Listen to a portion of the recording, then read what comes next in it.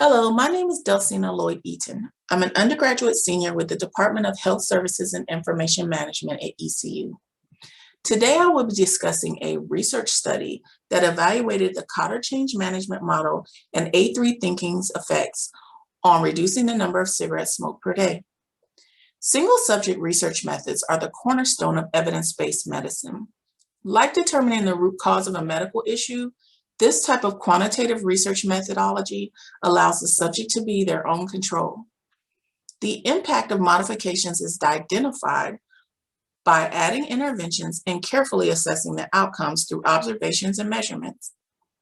Similar methods were used in this research study that focused on a 48-year-old female interested in minimizing the time spent and the number of cigarettes smoked per day. In May of 2004, the subject began smoking after her son's death.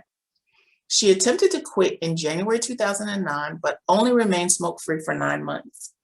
In May of 2020, the subject attempted to quit again after being diagnosed with an upper respiratory infection. In August of the same year, the subject began smoking again at a higher rate and agreed to participate in this research study. The 8 steps in Kotter's change management model were used to facilitate personal change.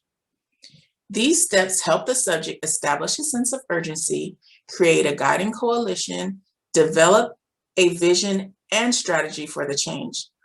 The model then helped the subject communicate the change vision, empower broad-based action, generate short-term wins, consolidate those gains and produce more change, and anchor the new approaches in her culture. The 4 steps in A3 thinking were used to develop a vision and strategy for the research study. Like the scientific method, in A3 thinking, the plan, do, check, and act steps were completed by defining the hypothesis, designing and conducting experiments, collecting measurements, interpreting results, and taking suitable actions. For this study, smoking was defined as putting the cigarette up to the mouth, lighting it, and inhaling at least 1 drag of smoke.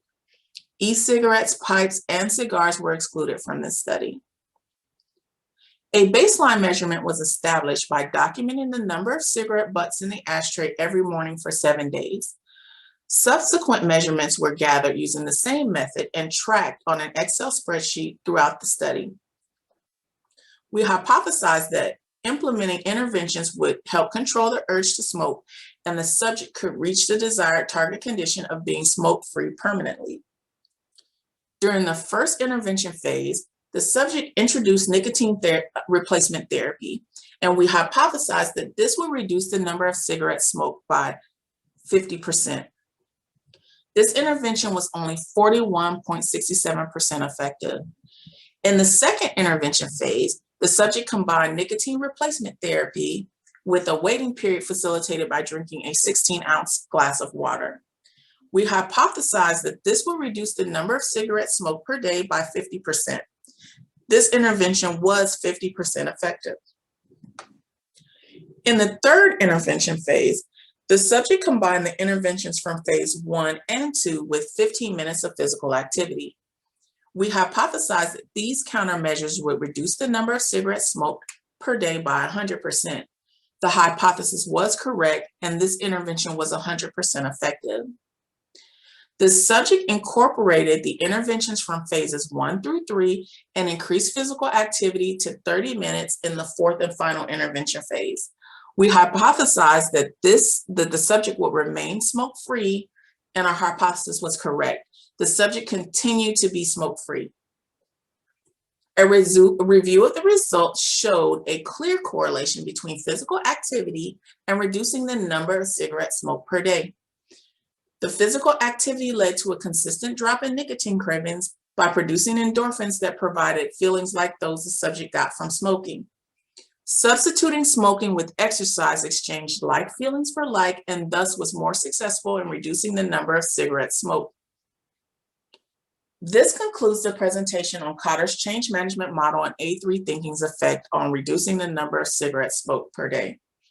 In closing, I would like to thank you for taking the time to review this presentation, and also thank Dr. Robert Campbell for being a great mentor in education and research.